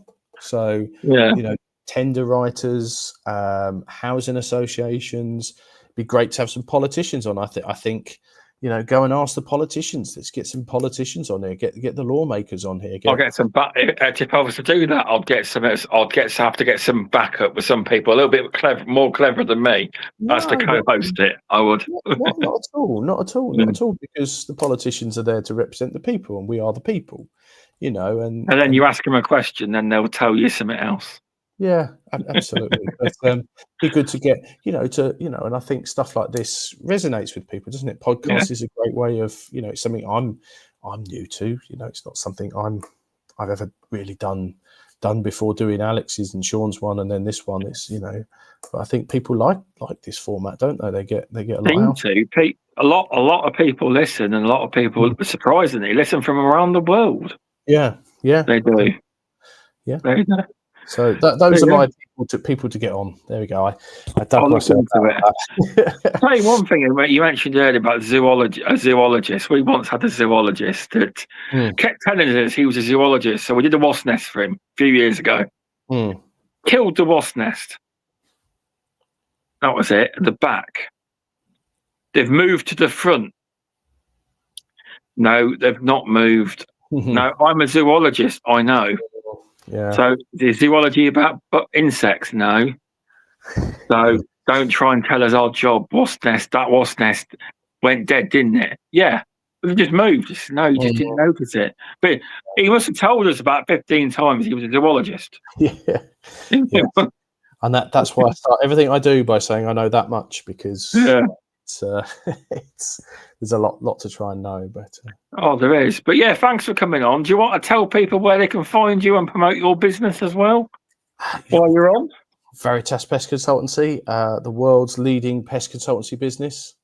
No data to support that whatsoever, but why not?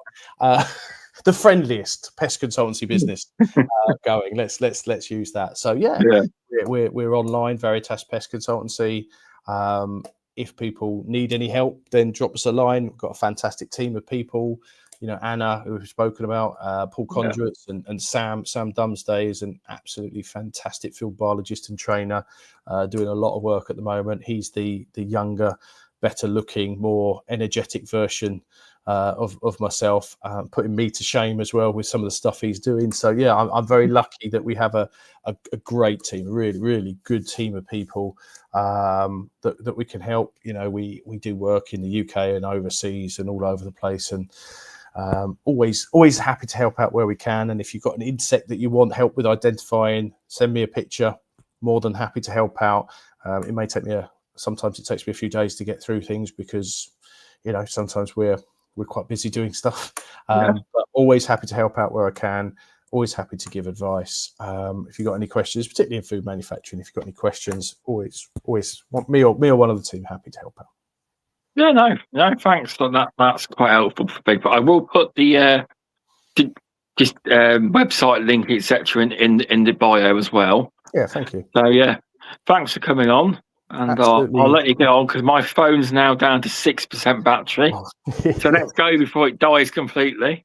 Absolutely. But hopefully, my next podcast, the PC, the player, it keeps coming up with a status break error on the browser. So I don't know what it is. But sounds like a job for the phone worked out more. We got there. Right. Thanks, Paul. See you soon. I'll speak to you soon. Well, thanks, everyone. No See worries. ya. See you soon. Thanks. Bye. There we go.